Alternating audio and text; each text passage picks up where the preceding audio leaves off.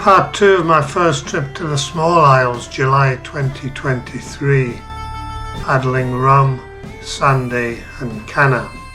In part 1 of this video we took the ferry from Eigg to Kinloch on Rum, then paddled anti-clockwise to the northern side of Rum and crossed over to Sanday and Canna. We circumnavigated Sanday and Canna before returning to Rum, where we camped in the very scenic Girdrill Bay.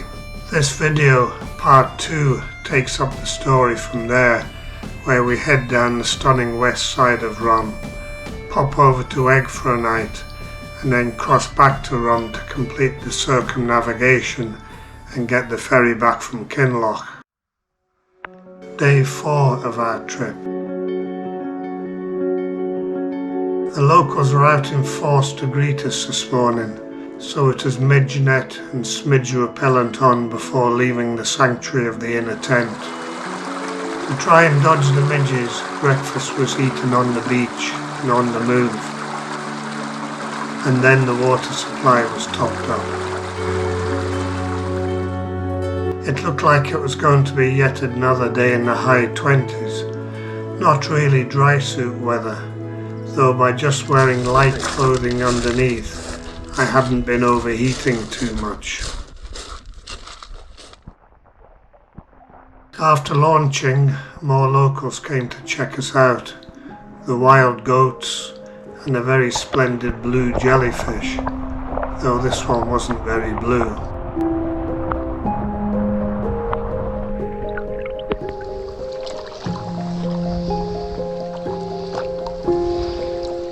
We headed back out through the natural arch on the west side of the bay.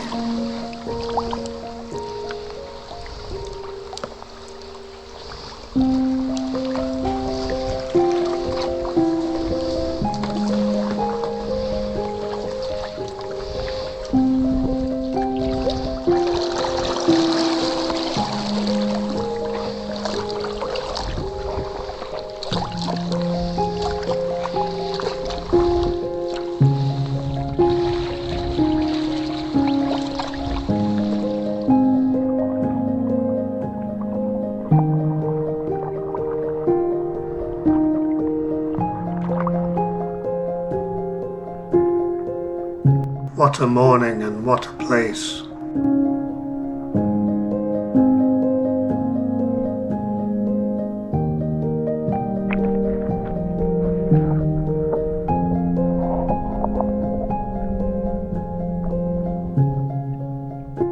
On down the northwest side of Rum with spectacular atmospheric views.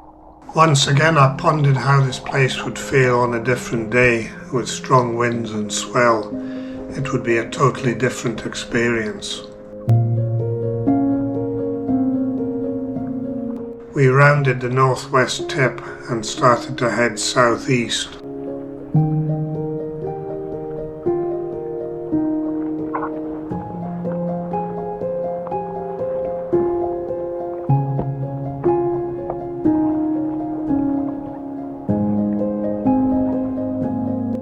Past Schooner Point and Wreck Bay.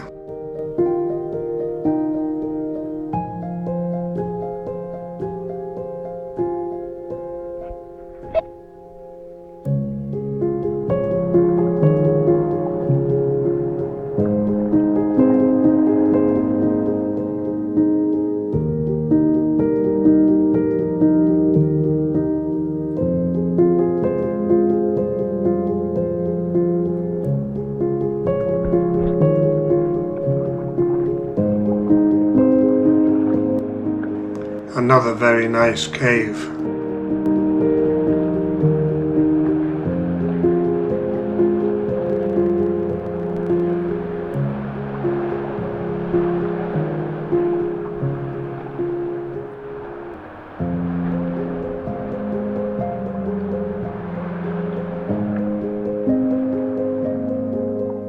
The view remained super with the Rum coolings looking impressive.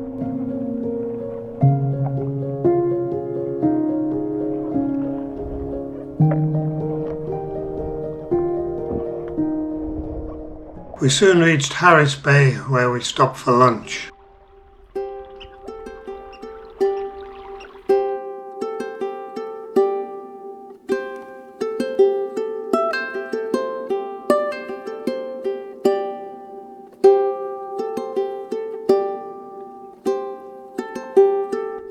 Another local came to check us out. This one looked rather hot in its fur jacket in nearly 30 degrees of heat. While here, we had to go and visit the rather strange mausoleum built by the eccentric Sir George Bullough, who owned the island in the late 1800s. It has 3 tombs: his father, his wife and himself. We continued on heading southeast. The conditions were just serene.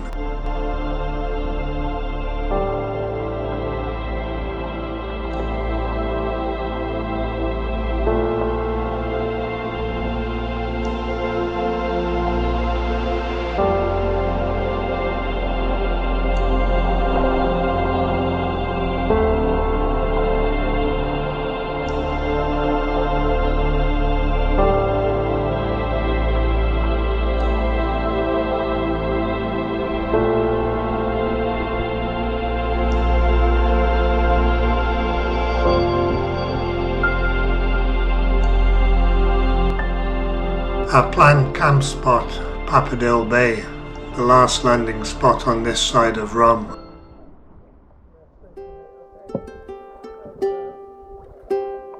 We knew this wasn't a suitable landing spot with any sea running. However, even without it, it was an absolute nightmare. Seriously slippy rocks and small boulders. Moving the boats and gear was a real hazard, so we took great care.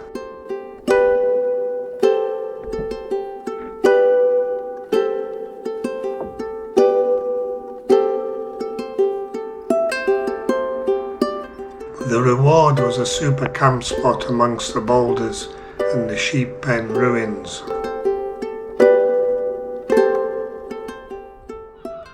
Trevor went for a long walk and ended up climbing Rum's Sheer Nang Gillian at 2,500 feet. I chose a much easier mooch around closer to the camp. I checked out the Pappardale Pinnacle.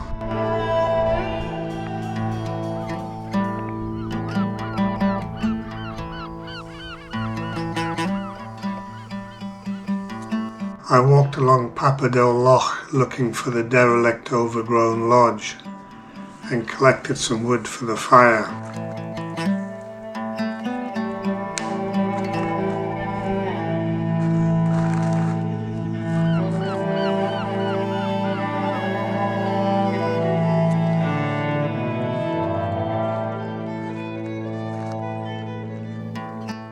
And later had a refreshing swim in Loch Pappardale to cool off. This weather was just unreal. Early evening, a very civilized glass of wine and some musical entertainment.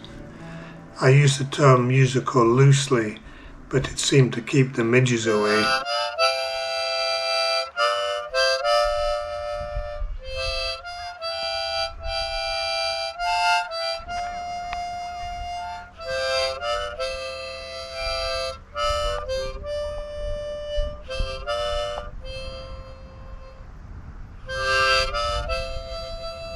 Later, I checked the forecast. At the mucking point to Cape Wrath, 24-hour forecast. Northerly or northeasterly 2 to 4, becoming variable 3 or less later in the south.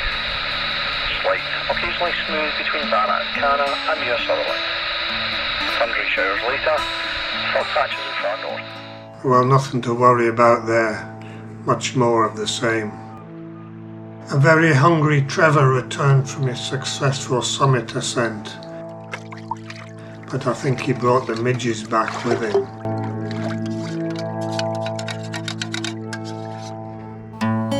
Then it was time for the fire and of course a glass or 2 of whiskey. Where's Trevor? He's somewhere in there amongst the smoke. Keeping the midges away anyway. This trip had always been about allowing time for camp as well as the paddling, and with this weather that was a great call.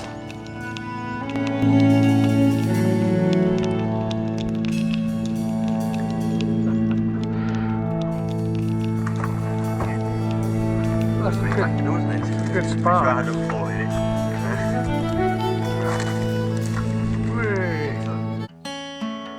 The fire lasted well into the night.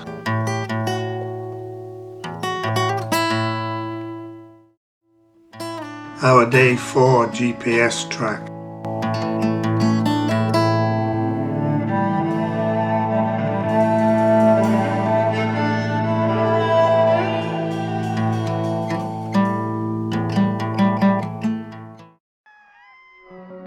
Day 5. Another glorious morning. Who said this weather wouldn't last? The midges were back for their breakfast. Time to face the dreaded boat pack and launch on those leg-breaking slippery rocks.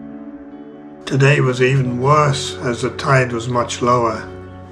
It took us over an hour to move and pack the boats, and then a bit longer to wait for the tide to come in to reach them.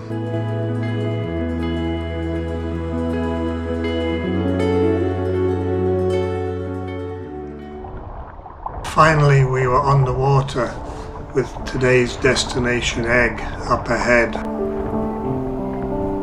Also a pod of very lively dolphins who were heading our way.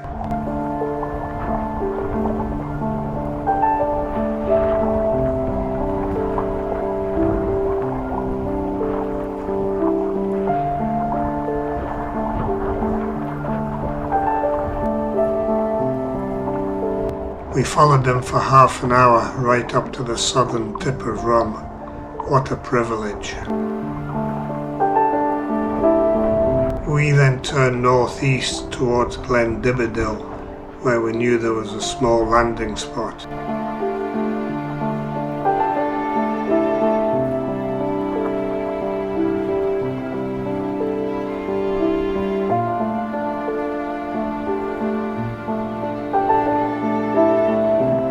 What a beautiful glen it was.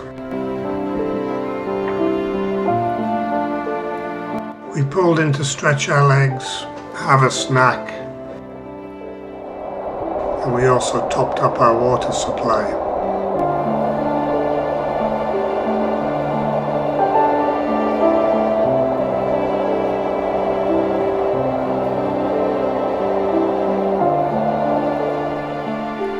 Trevor had found a spot out of the sun. Temperatures were in the high 20s again today.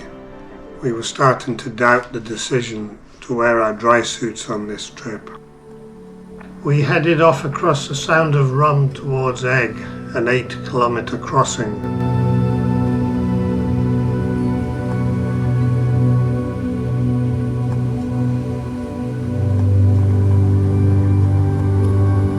Conditions were serene. We took our time and soaked it all in.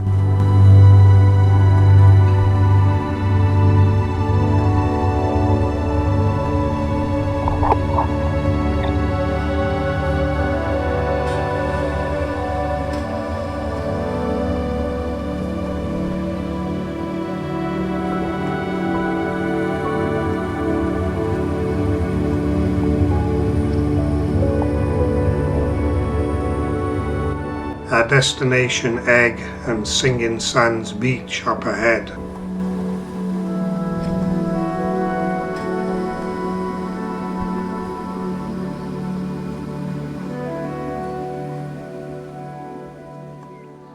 Another super camp spot with views to match.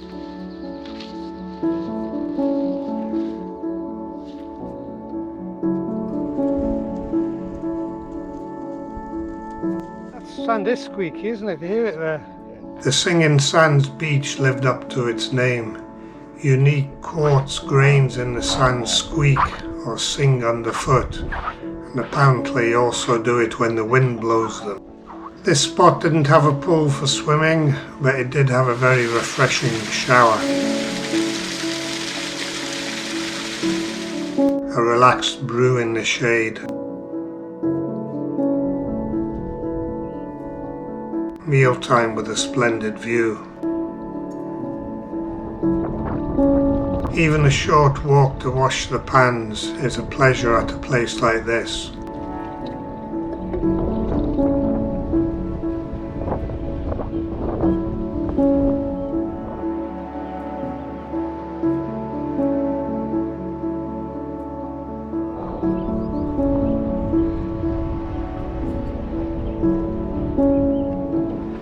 As the sun started to dip behind Rum, it was time for a fire.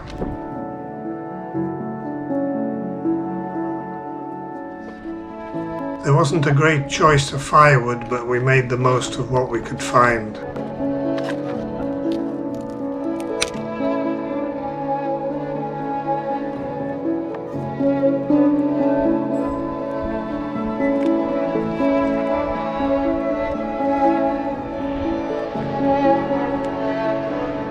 This was our final night, and the high standard previously set was being fully maintained.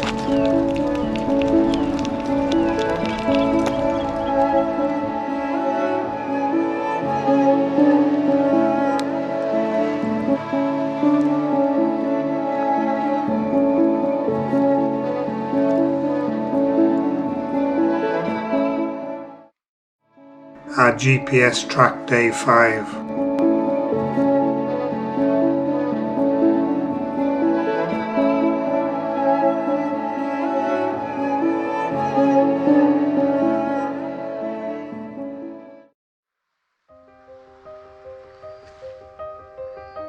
Day 6, Groundhog Day, another very nice still morning. Showers, perhaps thundery. Fog patches, moderate to good, occasionally very poor. Although the forecast wasn't so great, what we were looking at was absolutely fine. We had a leisurely pack. We were in no rush to leave this place.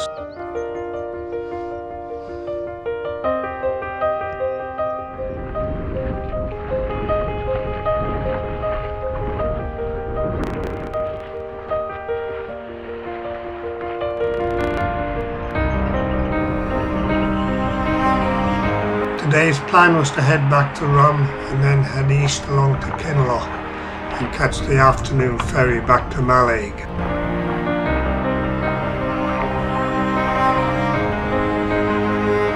As we headed across the sound, a very nice southerly breeze filled in, which gave us lovely paddling conditions.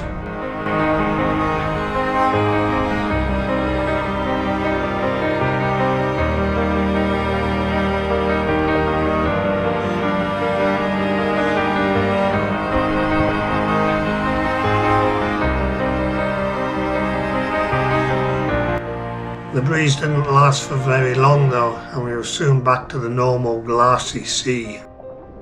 We made a last minute change of plan and headed back to Dibberdil to stretch our legs and also to gain a full circumnavigation of Rum with nothing missed. We then continued east along the rugged south coast.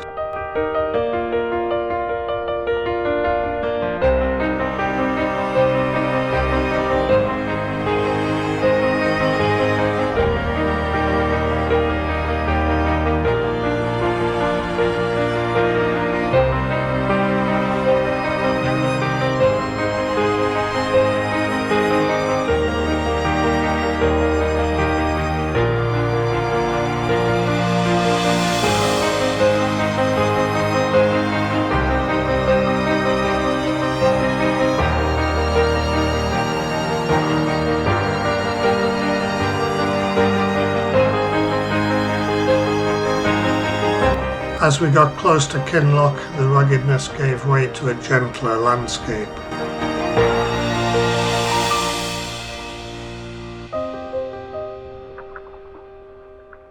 We got back to Kinloch in good time for the ferry.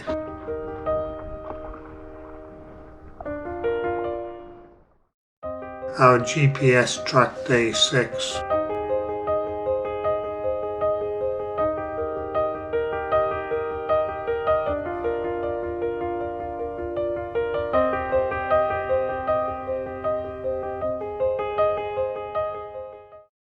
Our paddling part of the trip was over. However, for me, the ferry boarding and crossing were all part of the trip, so it was by no means over until we got back to Eigg. Trevor's kayak trolley had been a bit iffy all trip, so we took care to ease it over the critical parts of the ramp.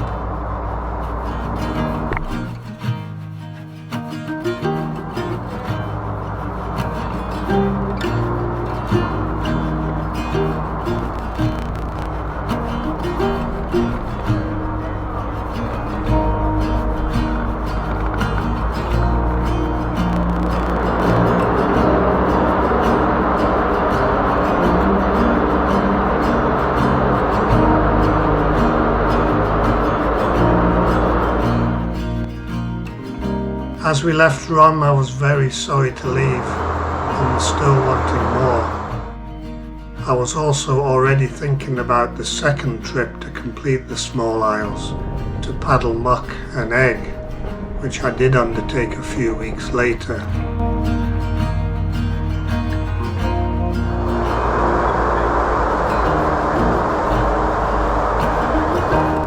Back on dry land at Eigg, what a trip this had been. Thanks, Trevor. And who said the nice Scottish weather couldn't last more than a couple of hours?